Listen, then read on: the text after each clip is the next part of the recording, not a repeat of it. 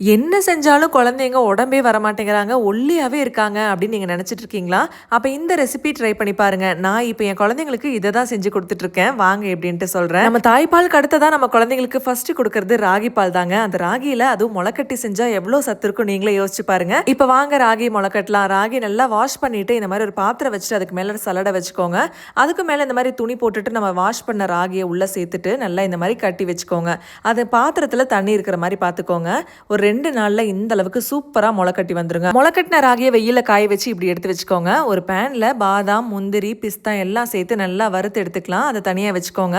வாசனைக்காக சுக்கு, ஏலக்காய், அதுக்கப்புறம் மக்கான்னு சொல்ற தாமரை விதைகள் அதுவும் சேர்த்து நல்லா வறுத்துக்கலாம். அது கூட ட்ரை டேட்ஸ், கோகோ பவுடர், பனங்கற்கண்டும் சேர்த்து நல்லா பவுடர் பண்ணிட்டு சளிச்சு எடுத்துக்கோங்க. இப்போ சூப்பரான ஸ்ப்ரவுட்டட் ராகி மால் பவுடர் வந்து ரெடி ஆகிடுச்சு. டேஸ்ட்டுமே அவ்வளோ சூப்பரா இருக்கும். இது குழந்தைங்க மட்டும் இல்லைங்க, பெரியவங்க எல்லாருமே தாராளமா எடுத்துக்கலாம். இந்த பவுடர் கூட கொஞ்சமா நெய் கலந்துட்டு இந்த மாதிரி நல்லா லட்டு மாதிரி பிடிச்சி குழந்தைங்களுக்கு கொடுத்து பாருங்க. அவங்களும் லட்டு மாதிரி ஆயிருவாங்க.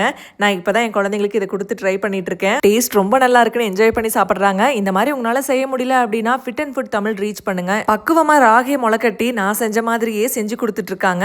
உங்களுக்கு தேவைப்பட்டுச்சுன்னா நீங்க ஆர்டர் பிளேஸ் பண்ணி வாங்கிக்கலாம். அவங்க கிட்ட இந்த ப்ராடக்ட்ஸ் மட்டும் இல்ல, இன்னும் நிறைய ப்ராடக்ட்ஸ் இருக்கு. அவங்க பேஜ் கீழே டேக் பண்றேன். தேவைப்பட்டுச்சுன்னா ஆர்டர் பிளேஸ் பண்ணி வாங்கிக்கோங்க. பாய்.